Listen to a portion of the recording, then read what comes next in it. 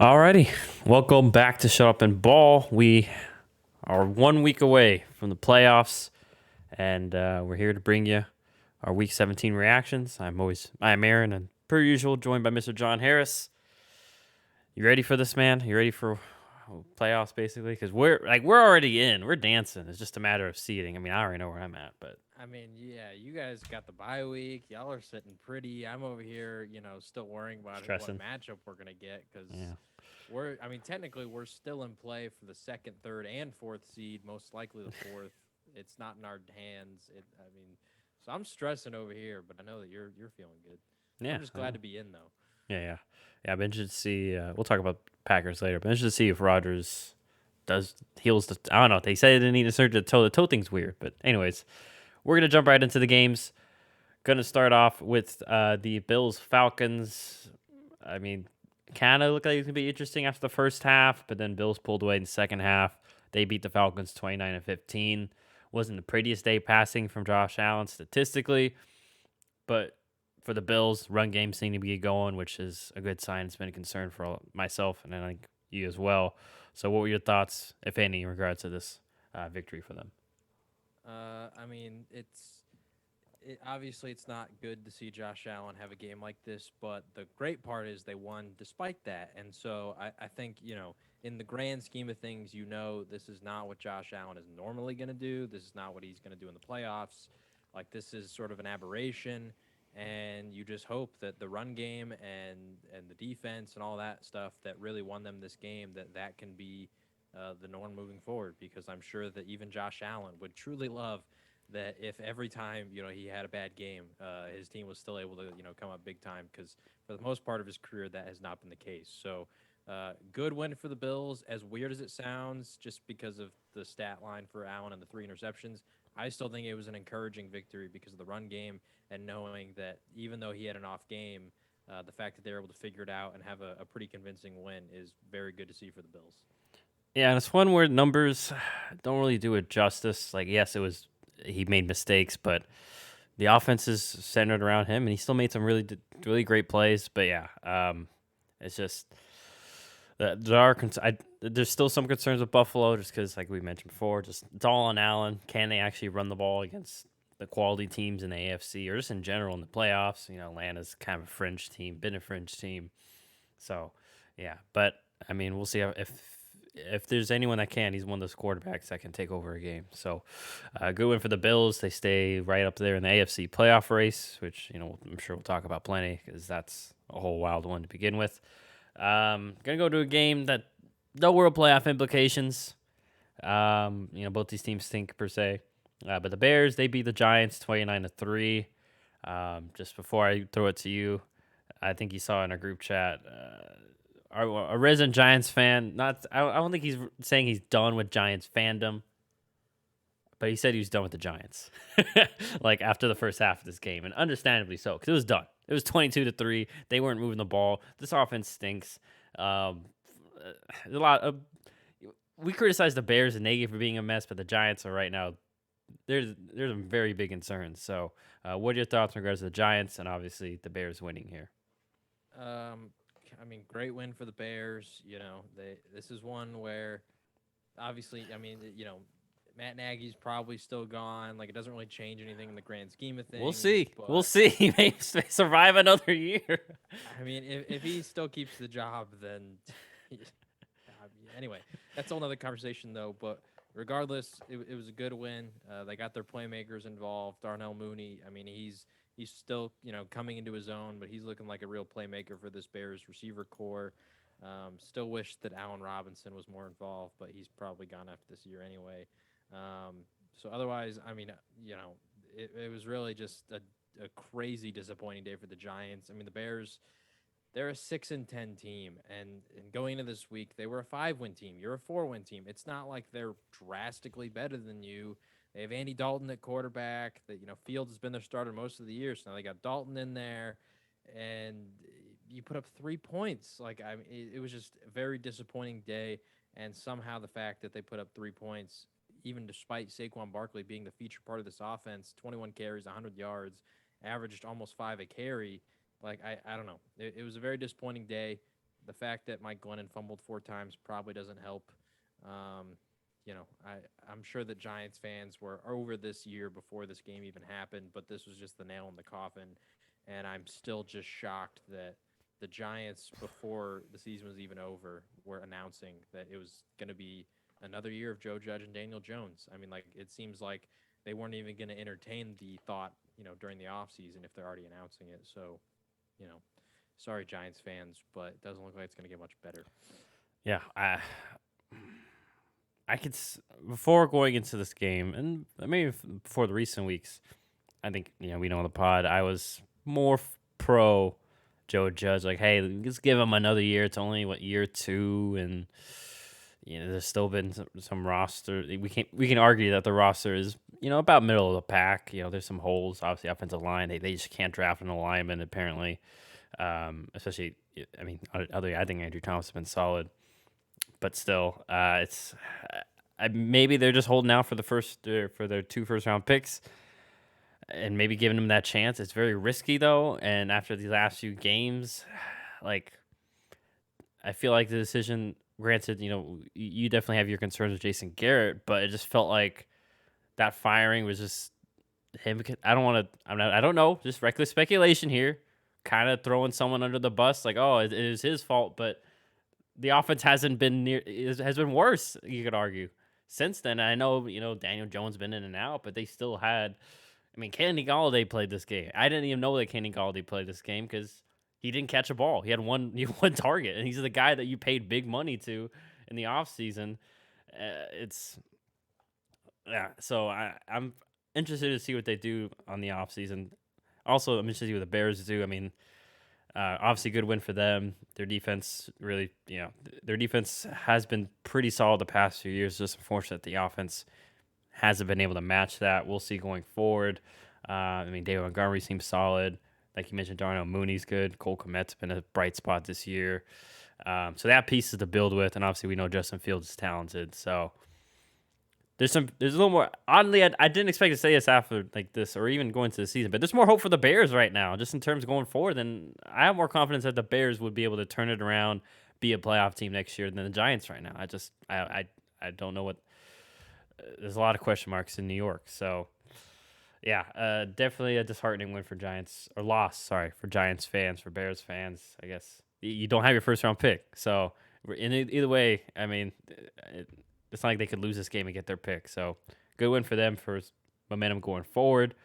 So yeah, Just now go ahead. Quick before we move on, one thing that I find really interesting about these two teams too is that I mean I hear a lot of blame going towards the coaches, rightfully so, but like there's a distinct lack of people calling for the heads of the GMs. Yeah. And we've been I've been pretty outspoken about David Gettleman. I think we're both, not very big fans of the moves that he's made. But even with like, the Bears GM, like what picks have they really been hitting on the last few years? I mean, we talked about Seattle, and they're not that level of incompetent. Like Montgomery's pretty solid, like you talked about with Mooney and Kmet. Like Fields, we still have yet to see what he's about. So they have some solid picks, but I mean, still, like the roster is what it is because of them. They took the big swing on Khalil Mack, and they made the playoffs a few times, but like this is the same GM, I believe, that took Mitchell Trubisky over, guys like Patrick Mahomes and Deshaun Watson, and you can bring up that move, and it was one mistake, but like same with the Giants, like this. I mean, this is a move that isn't even really talked about, but like the fact that they traded back for Fields, like at the time, traded back to allow the Bears to select Fields. At the time, a lot of people were really praising that move, and I mean, you get a draft pick in the next draft, a first. So like objectively, it's a good move. But at the same time, like now that we see Micah Parsons, he was there. He was there at number 11 where they would have been drafting. The Cowboys had just traded back. The Giants still had the opportunity, and we know they need a linebacker. So imagine that they get an impact player there. And so now all of a sudden I feel like the pressure is even more on for these next picks that they have next year because, I mean, Kadarius Toney, he's a great player, but they don't really have the offense to get him involved at all. He's been struggling with injuries, so that's, part of it. But like you said, like Kenny Golladay, big-time free agent, big money, and he got one target. Oh, and also like the year as a whole, you could probably I don't even know his season stats, but they're probably and no offense to Kenny, just pretty bad for a guy you're Yeah. paying that much money to. I'll try to pull it And up. like, I mean, Kenny Galladay is not necessarily a scrub. He's not a top 10 receiver, but like he led the NFL in touchdown receptions one year. Like, I mean, he's had success in the year in previous years. So, I mean, you just I don't know. I feel like both teams need a clean reset. Get rid of the coaches. Get rid of the GMs. Get rid of everything. With the Giants, a little more so because I'm also not a believer in Daniel Jones. So clean house with that. I mean, luckily for the Bears, you have Fields, and you think that he can be your guy still, so you can try to build around him. Where for the Giants, I mean, I don't know what they do at QB because I mean we're not at the draft season yet, but like this class isn't necessarily super highly regarded when it comes to like the talent at quarterback. This is one of those drafts where you might not see a quarterback taken until like pick number 8, 9, 10. To where you'd hope that there's a guy worth trading up for when you have multiple first round picks. So I don't know. It's an interesting game just because of the context surrounding both teams. Both teams, their guys are on the hot seat, but I don't know. I feel like the GMs also need to be held accountable because both these GMs have honestly failed their teams. And even especially with Joe Judge, like he inherited this team that this GM built, and it's just not good enough. Yeah. To add on that real fast, just my Kelly Galladay point or our Kelly Galladay point, he has 499 yards, and granted he's played 13 games, and no touchdowns. So just definitely a down year for him, and we'll see what the Giants do because 2 first rounders will definitely be theorizing what they'll do especially if Gettleman's still around. But so that was a pretty simple game there. Now we go to another one in the AFC. Tennessee Titans, they beat the Dolphins 34-3. I mean, I have I have a few quick thoughts on this. I've talked to our 2 resident Tua fan during this game and quickly disengaged, as you saw. But nonetheless, as the game as this game as a whole, what were your thoughts? I actually watched this game. My brother-in-law was in town, Okay. and his best friend is Durham Smythe, tight end for the Miami Dolphins. Shout out Durham. And so he's a big Dolphins fan, loves watching them. Anyway, so he was pretty disappointed in this game, but it was pretty uneventful, honestly, for the Dolphins. Like they just really couldn't get anything going. Tua threw the ball 38 times, didn't complete even 50% of those passes. I wouldn't say he had the worst game because it was raining pretty heavily, and you could see it was affecting his hands. There was a few passes that like he didn't get a full grip, and I don't know, maybe he just has small hands. Maybe he needed to wear gloves. I don't know. But the weather was a factor, and so you would think that maybe you got to rely on the run game more, and that's what the Titans did. Deonta Foreman, great game, over 130 on the ground, got himself a touchdown, and in comparison, Tannehill only threw the ball 18 times. Much more efficient game, 13 of 18, 2 touchdowns as well. So it just felt like, number one, Tennessee is the far more talented team. I mean, the Dolphins have had a great win streak, but even without Derrick Henry and Julio Jones, like the Titans, their defense has been really good the second half of this year. I mean, early on they weren't amazing, but I would say even since the Derrick Henry injury, the defense has really stepped up for the Titans. And then also they just have great coaching. Mike Vrabel, the staff over there, they're very well coached, and so I'm not surprised to see this result. I thought maybe it'd be a little closer, but things are getting interesting for Tennessee now because obviously, as we'll talk about later with the Chiefs, Titans are now the 1 seed. And if they can handle their business next week, they get the bye week. Derrick Henry is slated to return to practice tomorrow. Probably not going to play next week. Still going to hold him out for the playoffs. But, I mean, going in as the 1 seed, hosting all the playoff games, and you get potentially Derrick Henry back, things are getting real interesting for the Titans. And for the Dolphins, they're now eliminated, which really sucks after that win streak. Yeah. A little bit to piggyback on what you said about Tua and having trouble in the rain. I mean, I know elite level throwers don't have those kind of issues. And I'm just saying because part of my issue, and I don't hate Tua, but was hyped up because he was hyped to be the next Drew Brees. He was said to be pro ready. He's gonna come in and he already ran the pro style system in Alabama. He knows. Hasn't really happened. I mean, once again, they didn't make the playoffs last year, right? If I remember correctly. They did. They did. No, Okay. they didn't. They did. They were close. Yeah, they had 10 wins and they were like fighting for it with the last seed and they couldn't get it because Yeah, there was they a lot needed of teams that were good. yeah, they needed help to get in. And kind of like this year, needed got off to a slow start. Then they did go on that win streak, but we already went over it last episode. Not a lot of like impressive defenses and or a lot of just not great full teams. And then they finally faced Tennessee, who's yes missing Derrick Henry, and there is criticism on Ryan Tannehill, but a solid team on both ends of the ball, both sides of the ball, and it couldn't really make it. I know the weather was a factor, but couldn't really make any difference making plays. Hasn't done so in the past. I mean, really, I had this argument. I just want to throw this to you. I mean, in my opinion, especially given this year, Zach Wilson has had more elite level, high level plays, wow plays than Tua.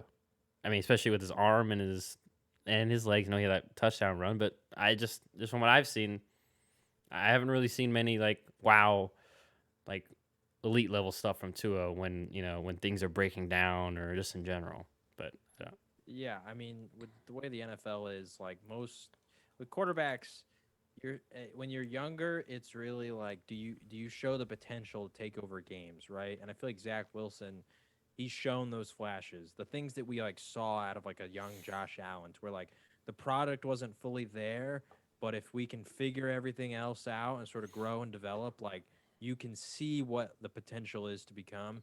And we've seen that with Zach Wilson. I mean, even thinking back to like I think it was week 1 where he had that nutty throw where he's rolling out to the right, like 40 yards into the end zone, and it was just on a dime. I mean, they beat the Titans, like they beat the Titans. with Derrick game, Henry, by the way, yeah, too. with Derrick Henry, yeah. They've just competitive against Tampa this week. Like, there's moments that I think Zach Wilson, especially to end the season, like to start the year, there was criticisms of the turnovers and all that kind of stuff, and that was incredibly fair. But I feel like out of all the quarterbacks, he's really adjusted really well. When it comes to avoiding, besides I guess Mac Jones, because Mac Jones, he was great from the start. But when it comes to like learning how to avoid turnovers and throws that shouldn't be made and all that kind of stuff, for Tua, I mean, like he does play it safe, but he doesn't have that, like I said, that flash of potential of like his ability to be the franchise quarterback that you've drafted him to be. Because plain and simple, when you draft a quarterback in the first round, like they're supposed to be your franchise quarterback. Not sure what he So was top. I know he's top 10 at 5 or 6, right? He was. yeah, 5 or 6, somewhere around So there. he was right. So and drafted over Herbert. Remember there was Yeah. there's a big conundrum like who's going to be there. There was all these different. It was like, and I thought it was going to be Herbert because for a while, if there was doubt, I was like, oh man, maybe they're actually thinking about Herbert. But anyways, yeah, we're starting to see he's maybe not the best, definitely not the best quarterback in his class. But yeah, we're definitely going to go away from that game. Congratulations, Titans. Not much else to say. 34-3 is a defensive beatdown. But now we're going to Joe Burrow and the Bengals, to his draft classmate. I forget the proper phrasing for that. But they beat the Chiefs 34-31. He had another amazing game. Also, Jamar Chase had an amazing game as well. Looked like Chiefs were going to handle this game pretty early. Went up 28-17 and a half. But Bengals came back in the second half. So what are your thoughts? What were your thoughts in regards to this one? I watched this live. I'm not sure about you. Yeah, I watched this one too, and man, the Bengals. I mean, every week it just feels like their offense is getting better and better. Joe Burrow's getting better and better, and unfortunately for me, I was telling some people on our Instagram to start certain players over Jamar Chase, and those players still had good games. It was like Najee Harris and such, but Jamar Chase, I mean, he just exploded. And I know if you're a fantasy owner of him, I hope you started him and did not listen to me. Even though I didn't say to necessarily sit him, I just said to start other players over him. Anyway, I mean, they're just one of those offenses that with the weapons they have, they're proving they can beat you in multiple ways. We've seen a stretch of games where it was Joe Mixon and Burrow was throwing like 20 times a game, and he was getting like 180 yards and like a touchdown, and that was it. But Mixon would have almost 200 on the ground. And now we're seeing different games where Tyler Boyd can get involved. T. Higgins takes over. Jamar Chase takes over. They can beat you with the deep ball. They can beat you with the stuff, over the middle, through the slot. T. Higgins can do everything. So, I mean, the Bengals, their offense is looking scary. And honestly, I mean, I do have to give credit to their offensive line because that was my biggest concern coming to the year was this Bengals offensive line. Can they hold up enough to give Burrow even any time to make a deep throw? And they absolutely have. They've played better than expected, and the fact that they were able to, like you said, make this sort of comeback. It wasn't like a major deficit, but I believe they were down by like 10 or some, maybe even more points at points in this game, and they rallied in the second half and they made the comeback against, you know, the team that has been to the Super Bowl out of the AFC the last 2 years, was the current 1 seed again, and has one of the most electric offenses that we've seen, and they were able to just simply outscore them. So the Bengals, very impressive win, and I think it bodes well for them going to the playoffs because I mean, if you had to pick any team right now that's probably the hottest team in the league, I think I'd have to say the Bengals just off the last 2 weeks alone, where Joe Burrow has thrown for like 1,000 yards in 2 games. Yeah, I think I'm kind of glad I'm in the NFC because it's the Bengals are definitely a team that I know that theoretically every team in the playoffs is scary, but if I'm a 1, 2, 3, or regardless, I don't want to see the Bengals because they're capable of this kind of stuff. And Jamar Chase and Burrow are capable, and T. Higgins too. They're all just I think they're about superstar level now. I mean, we saw T. Higgins a couple weeks ago have a monster game, and today was the Jamar Chase time where I mean, you saw it all, contested catches. I mean, good defense. I mean, Jarvis Ward was right there for some of those plays. It's just perfect pet throw by Burrow and amazing catch by Chase. And then we saw the slant where they were there. There were Chiefs players around him. He just outran everybody. And so, yeah, and I can't fault the Chiefs defense too much because early, like Chris Jones got pressure, but then the Bengals adjusted. And the Chiefs threw every kind of defense out there. They played man, they played some zone, and the Bengals had answers. Granted, I think overall they're maybe a little too aggressive, the Chiefs, but on defense, paying a lot of press, things like that. But I can't fault the Chiefs because that's their identity on defense, really is, and on offense, just to be aggressive, force the issue. But if they do play the Bengals again, that's I think something that they're probably going to have to play more softer coverages because they had opportunities. They had a 3rd and 27. Like Converted it. when they converted it, like at that point, like do you not have like safety? I know Sorensen was supposed to be over there, but they were disguising it. Apparently, I saw someone break it down, and like Sorensen was late because they were trying to disguise it was a 1 safety look, but Sorensen was late going to his end. Like you just may have to be a little bit more simplistic in 3rd and 27 than you'd like to be, but it's 3rd and 27. Like it's play for the field goal, and then great job by the Bengals at the end, not even giving them a chance. Granted, it's Patrick Mahomes. Who knows? But there wasn't much time. They didn't give him any time to even get the ball back and score. So, yeah, I doubted the Bengals this game. I thought the Chiefs, especially at the first half, looked like the Chiefs were going to be doing Chief things. But then we saw this year's Chiefs where they just kind of ran out of steam. The Bengals held down Tyreek Hill, and it was tough sledding. So, yeah, key win for the Bengals. For the Chiefs, definitely not the loss you wanted. As you mentioned, John, had they already fallen out of the 1 seed? Or I think because of tiebreaker they were the 2 because then the Titans beat them earlier this year.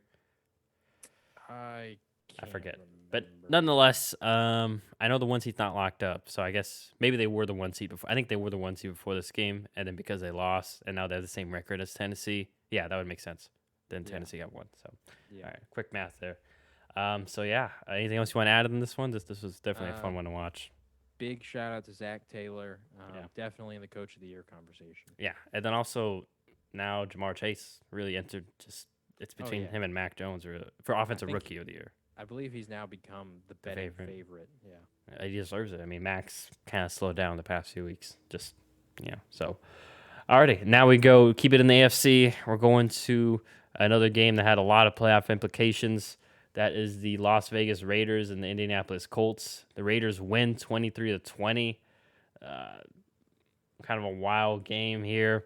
Definitely a shocker. I think we both picked the Colts to take care of business here. They did not. So what are your thoughts here, John?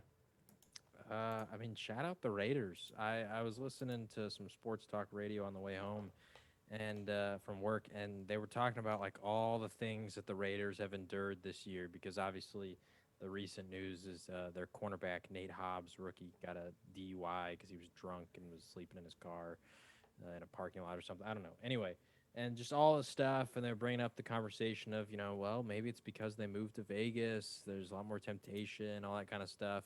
And the Raiders are still all of a sudden in position to make the playoffs. I believe the Colts are eliminated now, right? I don't know that for a fact. I'll pull it up. Anyway, the Raiders, I mean, if they can beat the Chargers, no, the Colts are still in position to where they can make the playoffs. But I mean, the Raiders with this win have now made it questionable. I think with the win, the Colts would have made it officially and clinched their spot.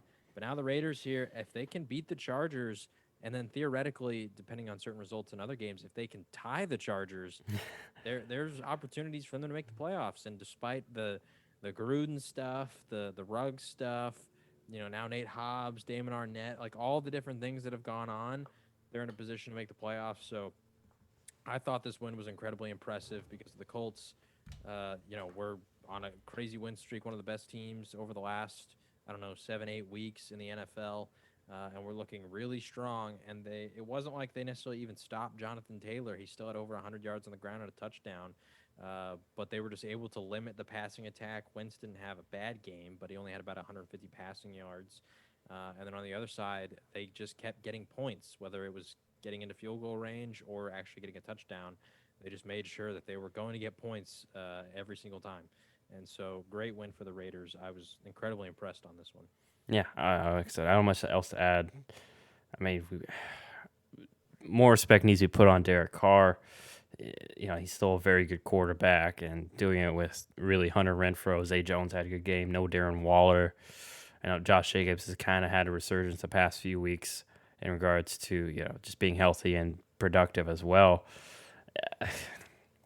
By hook or by crook, I mean the Raiders are just finding ways to win games. It doesn't matter. They're kind of like the poor man's Titans right now.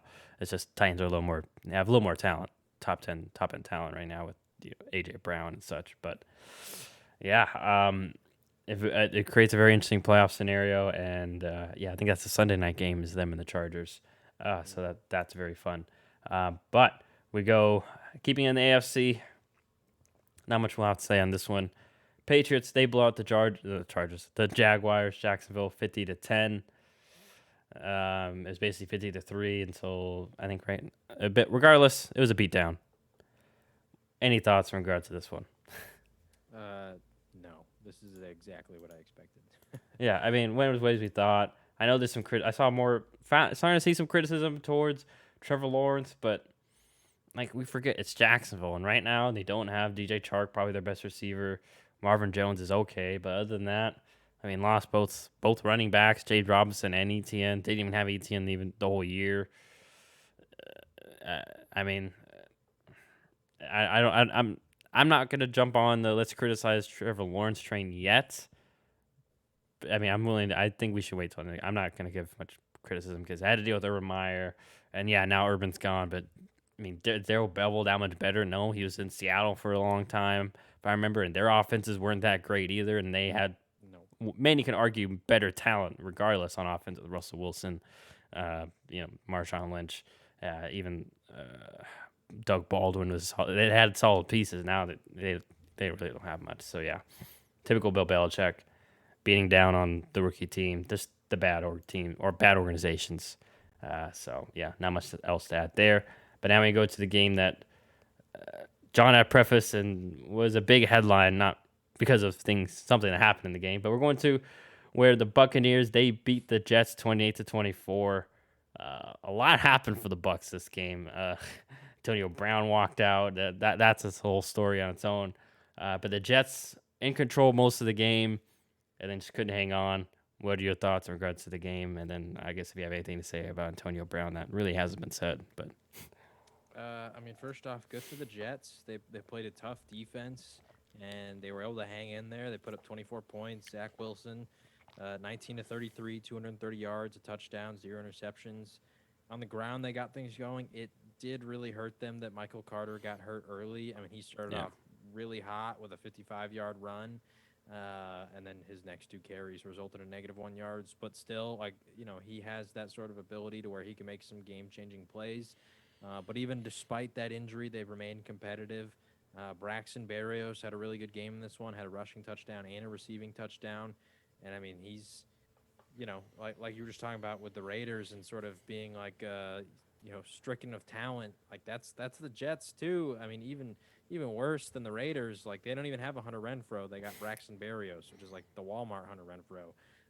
But still, he had a great game. The Jets, they kept it competitive. They forced the Buccaneers to, come back late in this one, and so it was a good win for the Buccaneers. Obviously, you would hope that they were able to handle the Jets a little more easily, but the Jets put up a fight. But like you said, the main storyline of this game was Antonio Brown and that whole situation. I have no real comment on it except for the fact that, I mean, I don't think he's ever going to play another snap in the NFL. I saw tweets from different like insiders that were saying if he wants to, there's teams that'll take him. But I don't know how much I believe that. Like I feel like right now a contender would, but next year, and I'm not sure if the Buccaneers are going to release him in time to where a playoff team can sign him because they haven't released him yet. And so I wouldn't be shocked if like they maybe even like kept him on the roster, suspended him for conduct detrimental to the team, and then after that released him like during the playoffs. Anyway, I don't know. We'll see what happens. But I don't really have a whole lot to say on like what actually happened outside of. I'm not a big fan of how many people are saying he has CTE in like a serious way, just because we can't actually diagnose that, and so that feels like you could potentially be making an excuse for a guy who's making poor decisions. Obviously, if he is suffering from that, and we find that out, one day down the road, which you can only find that out due to an autopsy. So I hope that we don't find that out for a very long time, and he lives a long life. But if we do find that out, then obviously that's a shame that it has happened so early. But I wouldn't be making those claims as of right now because we cannot prove that, and so this could just be a guy making decisions. Yeah, I have a few. I'm not going to comment further because I don't know. Like John mentioned, it's just it's obvious he has something going on. Yeah, he's a weird. And it's tough because he had a great story. Like he was homeless in Miami for a while, 6th round pick, worked his way up, and was looking like he was gonna be like Jerry Rice-ish. He was like man. I remember everyone would draft him in fantasy, and it was a lock. Like, okay, he's gonna be the top 3 receiver in fantasy. He never gets hurt. He's gonna put up ridiculous numbers. So yeah, I'm interested to see how this unfolds, and I'm with you. I'm more along the lines. I think it's the opposite. I think you mentioned maybe a team will grab him this year. I don't think a team's even going to grab him this year. Playoff team. It's just not worth the risk right now of that extra distraction. And I'm not usually one. I'm usually an Odell defender. Sometimes these aren't really distractions. But with Antonio Brown, they are distractions. I mean, the dude took off his jersey and just ran out the end, just jumping up. I think apparently some people said that he was trying to like get the fans to streak with them like through the streets of New York. I don't know. And then like there's that picture of him ordering an Uber, and he was at like a Brooklyn game the next day. Like, so I guess he still hasn't left New York because I'm guessing Tampa just left him behind since he just walked out. It's a whole weird situation. And I hope for him and his family that things work out. But yeah, in regards to Tampa, a closer game than it should have been. And the receiver is a concern going forward because he was kind of their safety blanket now that why am I blanking? Chris Godwin was out. Mike Evans is dealing with the injury. I know he played this game. I mean, Gronk, he had a good game, but Gronk's up there in age, and we know that Gronk's being held together by duct tape, I'm afraid. So like, he's not having these monstrous 100-yard games like he typically did in his prime. And we had one against the Jets, but we have to remember it's the Jets. So, and he hasn't really been doing that consistently. So, legitimate concerns for Tampa going forward, and we'll see if they can remedy that. But critical win for them because, like we mentioned at the beginning, seeding in the NFC is still in flux outside of the 1 seed. But speaking of a team that has locked up at least their spot, we're going to Philadelphia, or we're going to Washington, where the Washington football team lost to Philadelphia 20-16. Looked kind of shaky there. They were up 16-7 at the end of the first half. I remember didn't watch the game live. I was like, what is going on over there? But then Jalen Hurts and the Eagles figured it out in the second half. So any thoughts in regards to your division rivals here? Didn't really watch this one. Not shocked at what happened. I mean, Phillies, they're the better team. but Washington, I still think they're decent enough to put up a fight. Um, I believe Boston Scott got placed on the COVID list after the game, so that kind of sucks for them. Dallas Goedert also got placed on the COVID list, so you just hope, because now that we're moving towards playoff time, like, the COVID list is sort of flown under the radar outside of like fantasy teams and like missing a player. But now that we're getting to that point where it's win or go home, you're hoping that teams can really button down and stay healthy. So maybe at least for those players, this is the best time to get it because you should be back in time for your playoff game, hypothetically, assuming there's no complications. But anyway, good one for Philly. And sort of like the Jets Tampa game, I think the story out of this one sort of became the fans spilling onto the tunnel where Jalen Hurts was walking, and afterwards, he said he like wrote a letter to Washington because he could have got seriously hurt. Like, if that happens a second later, that's hitting him right in the knees. Yeah. And that could have been bad. Obviously, the safety of the fans. There was a cameraman that got hit by the gate that like fell on him. And so, I mean, it's the most Washington thing I've seen. They're a dysfunctional organization. Outside of, I guess, the team. Like, obviously, the team has their own things, but like the players and Ron Rivera, they're doing their best. So, just interesting game, and of course, a very fitting. I don't know if their next game is their home game, but if it is, if this was their last home game, a very fitting end in the most Washington style to have this sort of event happen. Yeah, I think I heard for Football Talk they mentioned that they're surprised that one of the fans did. I would be surprised if one of the fans didn't fake an injury. That's a good settlement right there. Yeah. Oh man, like my knee's messed up now. Like I got a soreness in my knee. I need a couple $100,000 in settlement to make me shut up. Just saying. Snyder's good for it. I mean, he probably would with all the stuff that's going on. He'd probably be Yeah. like, damn, all right, I'll do it because last thing I need is more criticism on me because I still don't know how he's barely an owner. Nonetheless, yeah, I'm with you. Went back and watched this game. I mean, Jalen Hurts. It's kind of like Josh Allen. This week. It wasn't the prettiest game statistically, but especially in the second half, made a couple of big time throws. There's not a statistic for his escapability. He's kind of, I'm not saying he's Russell Wilson, but he's Russell Wilson-esque in some of his ability to keep plays alive or just get a positive gain in the running game. Although, like John mentioned, losing Boston Scott, Jordan Howard wasn't effective this game. I'm pretty sure Miles Sanders is already. I forget how serious was his ankle injury because I know he's out this game. Do you know off the top of your head? If you don't, I think he's out for like the rest of the season. year, Yeah, which is unless tough. They have like a deep playoff run, like maybe come back for the Super Bowl or something. But even then, yeah, because I don't know. I like what this Philly team has done. I think I always forget his name. Is Nick Sirianni? He's had the weird press conferences, but this team has been, they're 9-7. They already clinched the playoffs. So, I mean, Bill Belichick is. I'm not saying he's Bill Belichick, but Bill Belichick isn't great at press conferences, as we can see. So, I mean, if it's working on the field, he's proven us wrong, obviously. But I do have concerns long term, like in regards to Philly's playoff run, because outside of Jalen Hurts and Devonta Smith and maybe Dallas Goedert, like the run game their offense is missing a lot without a guy like Miles Sanders to really break open the defense. Because even though we mentioned it, he was really productive. Unfortunately, to get a touchdown, but kind of an extra game breaker for them. And I think I'm worried that'll affect them going to the playoffs because it's just you need those type of guys, especially in January when you're a run heavy team. So good win for them. We'll move on to just by the way, real quick update. Miles Sanders potentially could technically play this week. Okay. He's not practiced this week yet.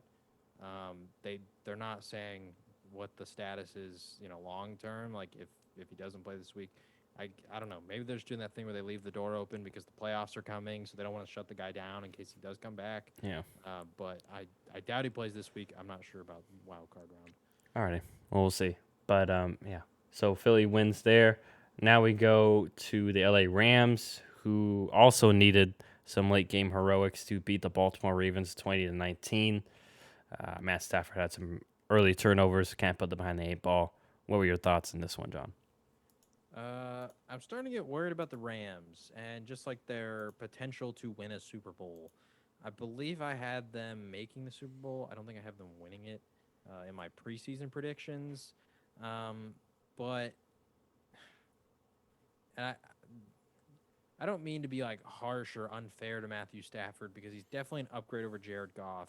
But I can't say that like I feel like the offense is radically different than they were or necessarily better than they were last year. Obviously, you know, come playoff time, you have the faith that Matt Stafford can make better throws and if necessary, can carry the team more than like Jared Goff can, right?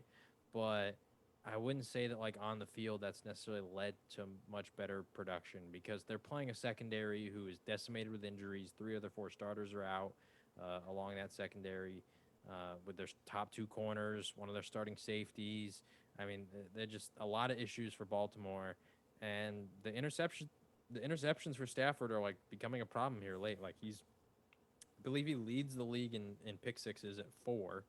And then also, I mean, he's just been throwing a lot of interceptions. When he throws one, it's sort of, I don't know if it's a confidence thing or maybe the defense has just figured out their scheme, but he tends to throw multiple when he throws one in a game. It's never just like one and then he figures it out. So I'm getting worried about the Rams because as great of a defense as they have and some of the top tier playmakers, I don't know. The offense, it has sort of this boom or bust feel to it right now. And I mean, they have the talent, but I don't know. We'll see if they can figure it out. I mean, they're technically, not, I believe they're the second seed right now, but it's not locked up. And they have a tough game with San Fran next, and San Francisco tends to have the Rams number throughout the years. So, I mean, they could even fall back into the wild card. So we'll see what happens with the Rams, but I do think there's concerns when it comes to their viability in the playoffs. Yeah, just to add on that, I I I feel like one part I do disagree. I think the offense has been at least more consistent under Matthew Stafford, and the big plays have been there been more bigger plays, which we know which are good. But I do agree. Like the turnovers are scary. I think for me, from what I see, I think he's just forcing it too much. He's just it's like maybe he's back. He thinks he's in Detroit where he has to carry the team, but it's like Matt, you got a really good team. Like you can look at their numbers offensively as opposed to Baltimore's. I mean, he had 300 yards passing, and they had Sony Michelle was pretty solid on the ground too, and Cooper Cup was obviously Cooper Cup and Odell, and they have good. We know they have talent, and we know they have a good scheme, and they have a good defense. So it's just, yeah, it's just sometimes you don't need to force things. I think that's something that I know it's simple to say, and like obviously, and there's more probably things he needs to fix, but that's just simply what I feel like baseline. That's what he needs to, because yeah, I as good as that team is, we know that they're inconsistent at times, and it doesn't help when you turn the ball over in the NFL. And like we saw, it just barely beat the a Ravens team with no Lamar Jackson, a team that struggled to move the ball for most of the game, but gave them opportunities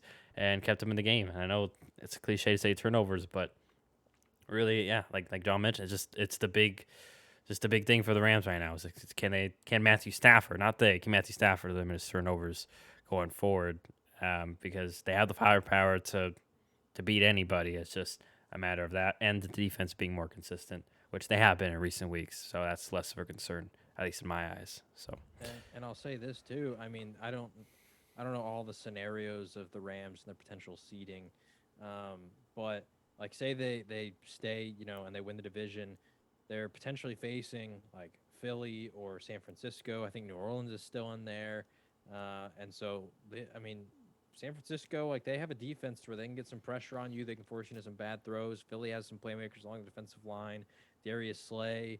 And then say you win that. I mean, then there's games like Tampa or Dallas or Green Bay or Arizona, some of these other teams that like if you throw a pick six against the Packers or the Buccaneers or the Cowboys or the Cardinals, like they're gonna punish you for it, and they're not gonna allow you to like easily claw back like they were able to in this game. Well, not necessarily easily, but like these are playoff level defenses, right?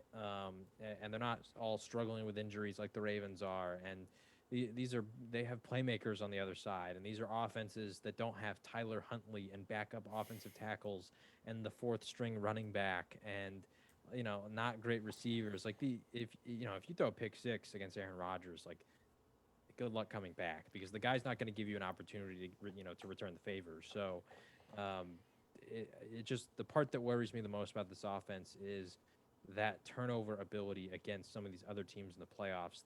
Number one, there's like defenses like Dallas or Tampa that'll capitalize on that, but then there's also offenses on the other end that say you give them a short field position, you're going to get punished for it, and they like for example with Green Bay they don't turn the ball over a lot. And so if you do, they're going to win the game. Yeah. So we'll see if they can clean that up going forward. But like John mentioned, very interesting game with them and 49ers. 49ers have to they're still not locked in the playoffs. But speaking of the 49ers, we're going to go to their game against the Texans. They beat the Texans 23-7. Trey Lance had an impressive game. Any thoughts in regards to this one?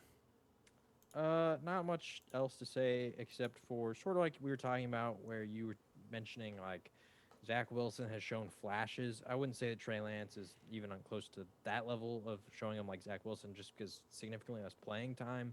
And also this was a pretty poor Houston team. But I felt like there were some plays in there where he showed flashes too.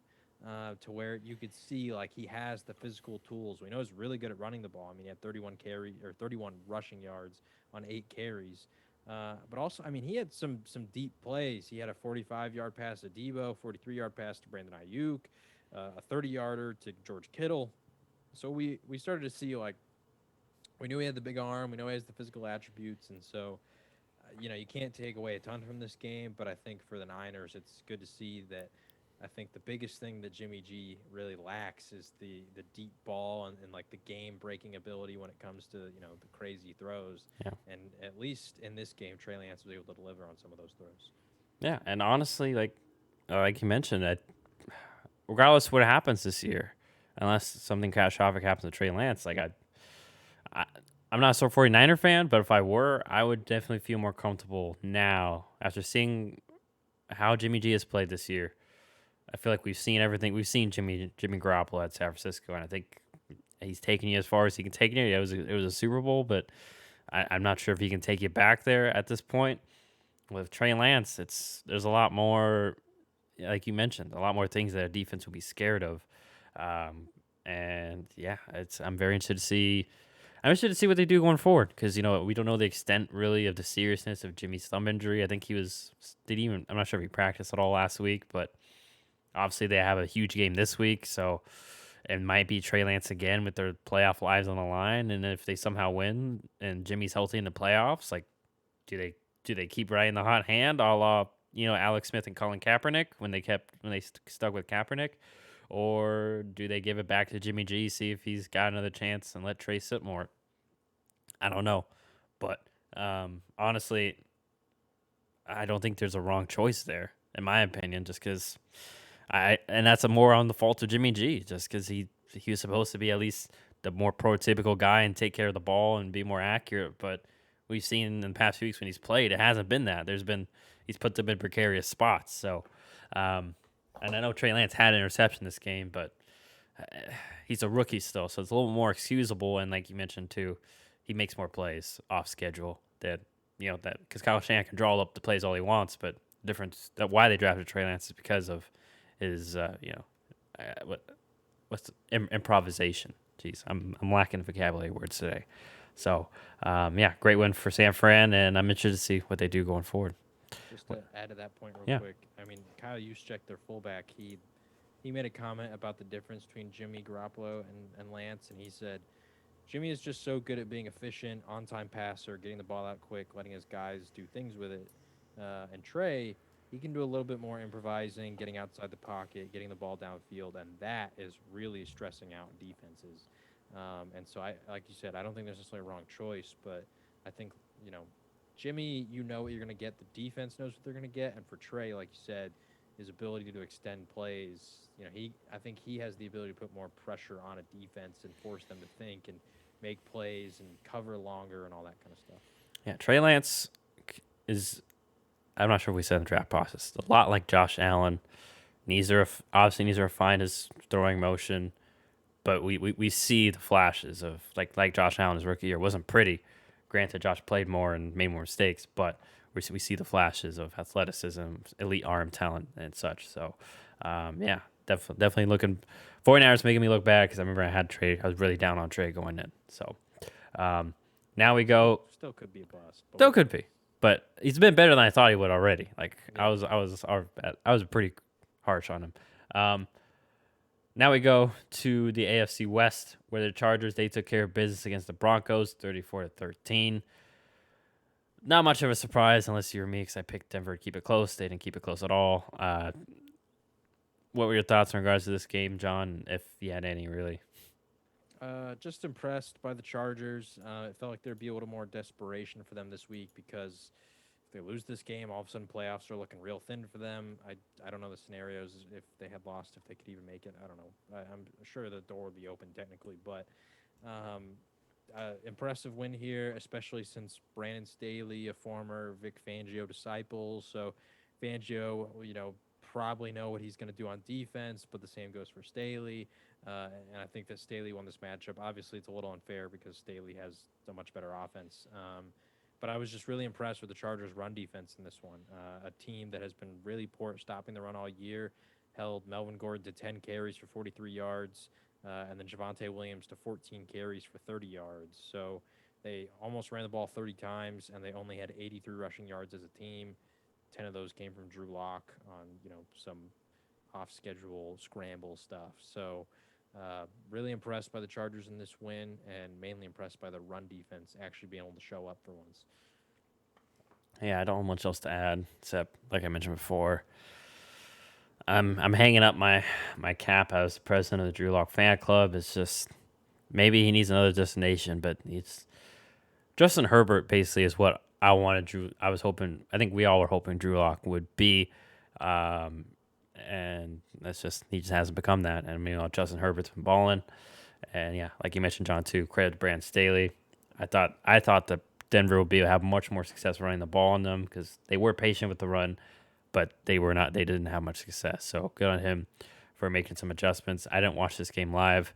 I haven't gone back and watched that game, but just from what I can see and I've heard, that's a good adjustment there. So, and now too they knock out Denver of the playoff race, and as we mentioned with the Raiders, Los Angeles, they play the Raiders Sunday night.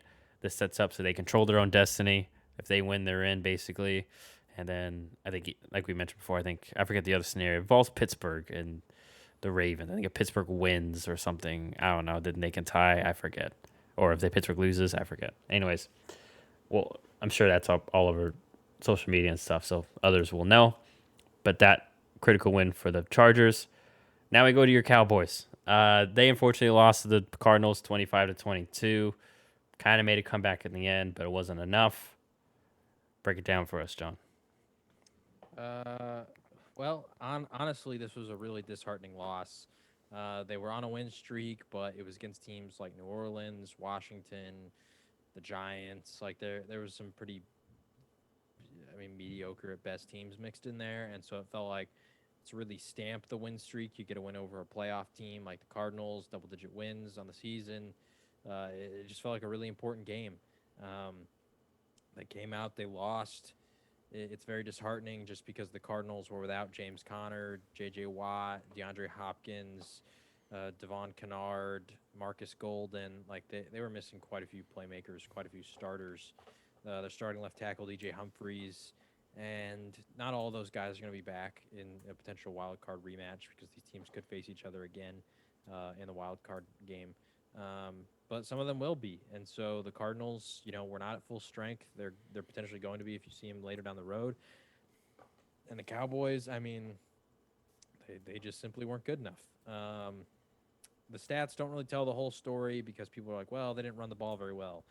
There was actually quite a few run plays that would spring for 15, 20 yards. I know Zeke had 2 of them, I think, that were first downs, and holding calls just really ruined them. Very bad timing for a lot of penalties. The offensive line just could not stop committing penalties on very crucial third downs that would take them from a 3rd and 2 that they converted to a first into a 3rd and 12.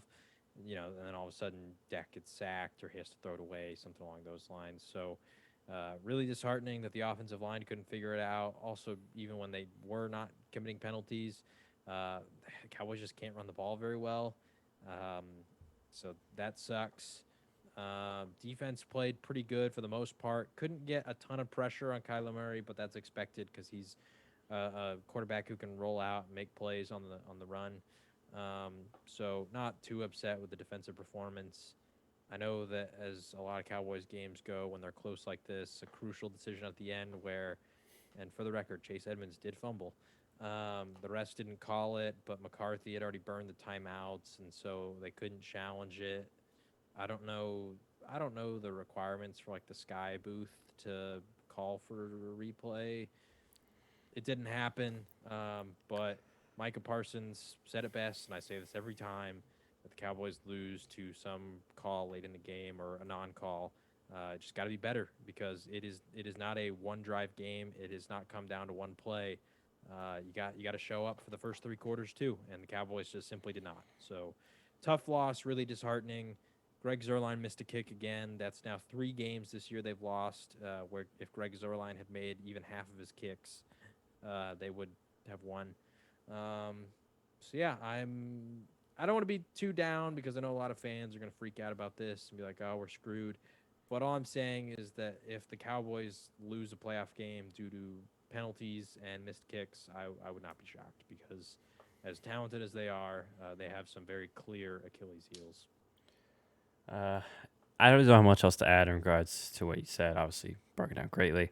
In regards to that fumble call, and just I don't know why more refs don't do this. They should probably tell them, like, let the play out. Because remember, turnovers are all reviewed. Right. So let the play keep going, and then if we will know that Chase, and like everyone knows, Chase Edmonds, it was a fumble. But if for some reason if he had stepped out or something, and then okay, he wasn't a fumble, but at least you let the play out. You reviewed it. It wasn't turnover. It was reviewed. So yeah, I don't mean to blame like that ref or the refs. I think it's a part of the whole NFL they just need more structure in regards to ref. There's a reason the refereeing is so inconsistent, and then it's an issue brought up almost every year, almost every week in certain ways, and it sucks as a fan because obviously, like you mentioned, there's multiple plays in the game. It's not just that one play, but it just hurts when it was kind of it just let the play go out. So when you watch the replay, like you see the ball comes out, oh, and then there's other referees in other games where they let the play go on, and then it's like, okay, no, it wasn't because we let the play go on, and we were able to confirm that it wasn't. So, right, it's just part of the NFL's big problem in regards to not paying refs and just the refs in general that they have issues with. So, tough loss for Dallas, like you mentioned, but good for us Packer fans. So.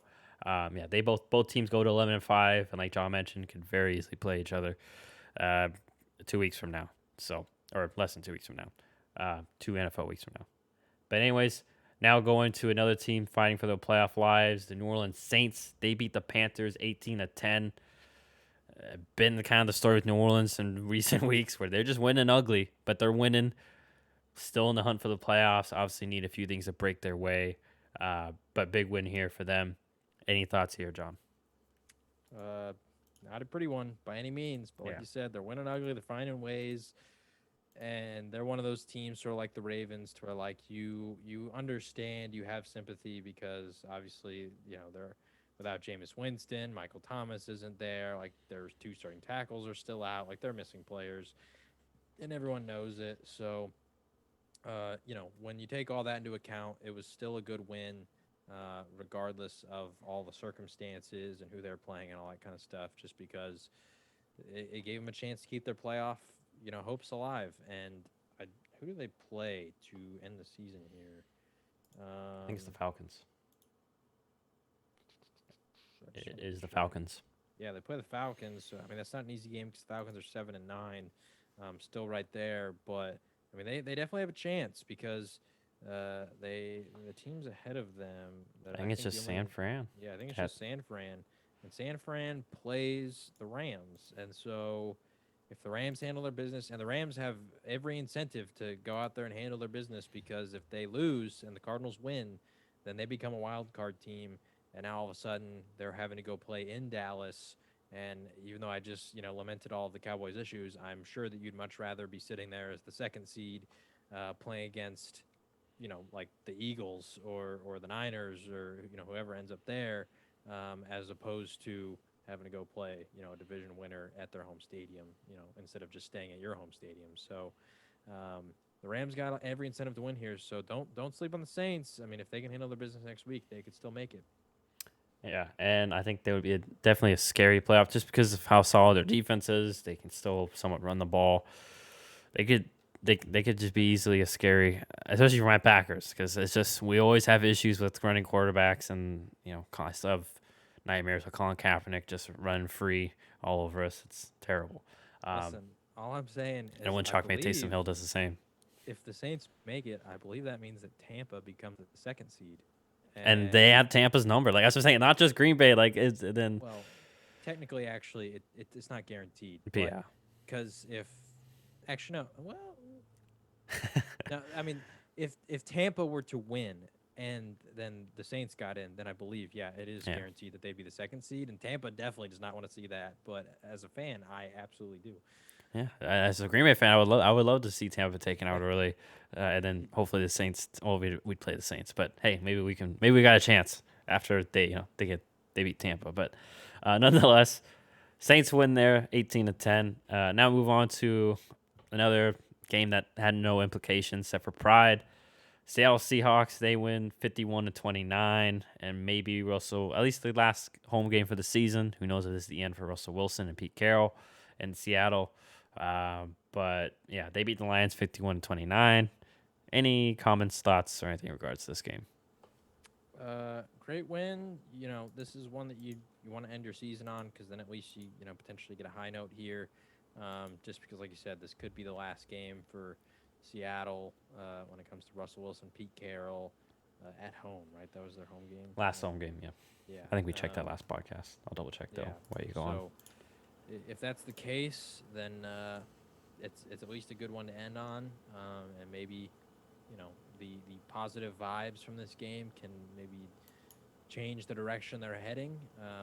But other than that, I don't really have a ton else to say except for, of course, I mean, it didn't matter anyway because I wasn't playing for the championship. But, for pride's sake, of course, in my fantasy league, I benched DK Metcalf for Antonio Brown.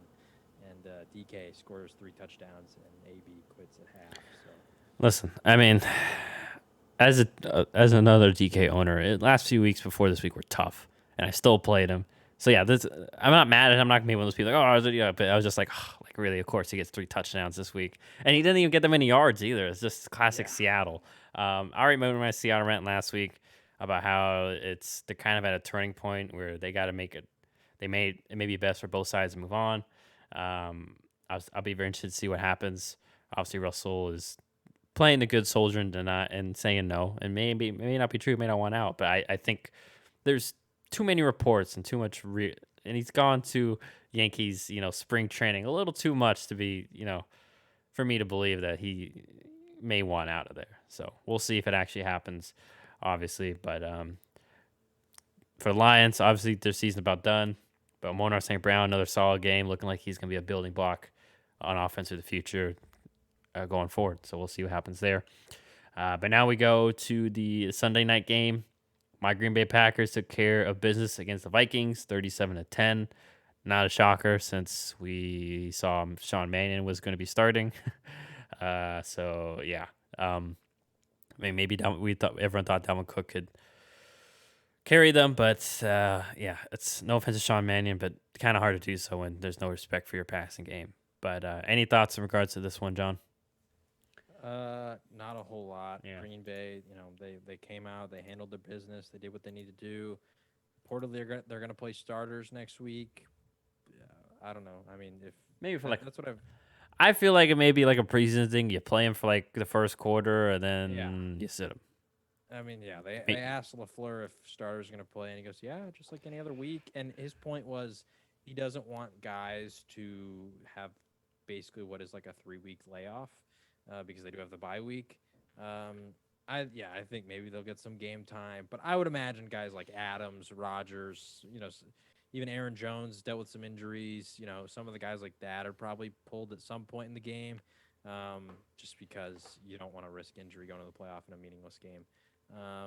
But yeah, I mean, other than that, not a whole lot else to say in this one. Really sucks for the Vikings that their hopes came down to Sean Mannion, but simply put, like this was it was a hot topic before the year, the whole Kirk Cousins vaccination situation. And even if he was vaccinated, there's no guarantee he plays in this game. But I mean, he made a choice earlier in the year and it cost his team. So, it's to each their own. Yeah. And for the most part, it hasn't affected, I would say, most teams like this. But, Kirk was one of the more, people that was more controversial the situation, and yeah, really hurt his team in the very crucial game. Yeah. In regards to that, thought came after we won this game, secure the 1 seed. Is that, man, I am just so scared that I'm going to look at my phone over the next month, like right before the playoff game, and it's going to say Aaron Rodgers has been put on the COVID reserve list because we know he's not vaccinated, or maybe he did, but at least as far as we know, maybe he actually finally did. And then have to go see Jordan Love trot out, and basically just us When probably. he missed that game, was that suspension or was that because he had COVID? It's because he had COVID. He wasn't So vaccinated. But I think they changed the rules a little bit because Carson Wentz I don't think was vaccinated, but he was able to come back within a yeah, week. the rules are now like if you don't have symptoms, then I think technically you're not. You can play because I think he had a mask on like the whole game. Carson Wentz. Yeah, I didn't watch that game in full live, so I you're don't know not for sure. you're not contagious. I think if you don't have symptoms, I don't know. I don't know the science behind it. Anyway, they have people that Still don't a scary thought because he could Um, potentially be out. That's like a big yeah. if he doesn't have symptoms and so But at least the thing that you can bank on is maybe he has the antibodies because I know he already had it. protect you for a certain amount of time. I don't know. I don't know all the science behind all that stuff, so I'm not gonna pretend like I do. Yeah. But anyways, regards to the game, not much to say. I mean, Yeah. Vikings with like we mentioned, like I think one thing we'll say is like maybe a little more respect should go to Kirk Cousins because we see like I know everyone loves to crap on Kirk Cousins, like but like makes a lot of game changing throws, especially to Justin Jefferson. Like case like KJ Osborne helps open up the run game for a Dalvin Cook as opposed to this game where Green Bay had no respect for Sean Mannion in the passing game, and as we saw, Dalvin Cook 9 carries, 13 yards, couldn't really get anything going. And like we said, simplistic kind of offense where it's a lot of our guy is going to beat your guy as opposed to having schemes to help them out. So we'll see too if it's the end for Mike Zimmer. At least in Minnesota, I think I wouldn't be shocked. I'm fine. Like if I was a Minnesota fan, I know I have one in my ear and one of my chats saying he needs to go, he needs to go. But I think Mike Zimmer will find a place somewhere else regardless because he's had winning. He's proven to be a solid coach. He's just Right. maybe change the scenery for both sides is necessary. But going for the Packers, as you mentioned before, they lock up the 1 seed for the NFC, regardless of what happens next week. So, but now we go to the Monday. Go ahead. The most scary part about that too is now the NFC run through Lambeau, which Fun. I don't know if I mentioned the last episode, but all the rest of these teams, Dallas, Tampa, Arizona, LA, these are warm weather teams. Indoor stadiums, That baby. do Except for not want to Tampa, be but playing out in the snow. So we'll see how these teams compare. We'll see. But all right, now we go to Pittsburgh, where Big Ben's last game. I don't want to say low to the hype, but they won his last game. I dubbed it to my Steelers friend as the worst final home victory ever. Like performance. It was just. Anyways, I'll also go in a second. But what were your thoughts in regards to this game? Because I got some. I wanted to say a few things afterwards. I'm sure there's got to be a final worst home game where like somebody lost. I mean, fashion. because like we saw, and I know it's tough to live up to. But we saw what Kobe did in his final Right. game. But that's also a little different because they kind of force fed him. I mean, I know, He but shot like a this lot. was just in regards to Big Ben as like prime Big Ben. Like this is just. It's just sad, man. Like, mean, yeah. like he can't throw the ball downfield. And Big Ben was one of the best, if not the best, deep throwers. Like, remember, like I said, with prime Antonio Brown, I remember that Jags game. Yeah, he threw some picks, but there were some throws where, like, it was like Antonio Brown was smothered, but it was like right in the perfect spot, the only spot where it could be where Antonio could get the ball. Like, and Oh, yeah. it just, and then when you watched last night.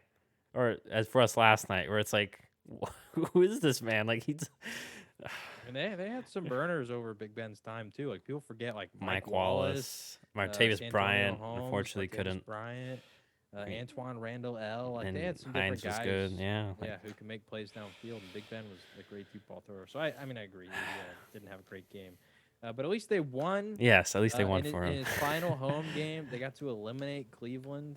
Well, actually, Cleveland was already eliminated before this game, I think. I don't know that. I think they had an outside chance. There was a shot, maybe. But I'm not regardless, they officially ended Cleveland's hopes because they beat them.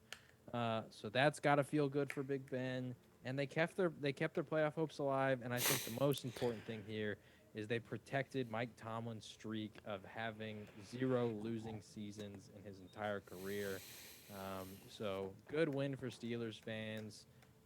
And Big Ben, even though he didn't have a great game, I mean, they won, and I think that's really all you can ask for, at this point in Big Ben's career. So, good win for them just because it keeps their hopes alive, and the sort of underrated story just because it could be Big Ben's home game, or final home game, but T.J. Watt, like, monster performance. We'll talk about him a little bit later, but the guy is now 1.5 sacks away from breaking the all-time record. Obviously, he gets an extra game to do it, but 21.5 sacks, and I think at this point he is officially locked in his name for Defensive Player of the Year.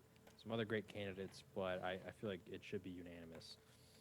Yeah, I'm with you there. And even though he has an extra week, he has missed 3 games, right? He's missed multiple time in dealing with it. Yeah, I forgot about that. And so really, he's done it in less than the usual 16 that some of these other guys did it. So I think, yeah, even though I know I was a quote unquote TJ Watt skeptic, but yeah, no doubt in my mind, record or no record, Defensive Player of the Year, and I hope he does get the record just to further solidify, and also the fact that he did it once again. And if he does do it, it'll be in 15 games, so in less games than most of these guys did. So that's impressive, and also important to note too that some of them were in big situations. Like he got some garbage time sacks that maybe some of these other guys might.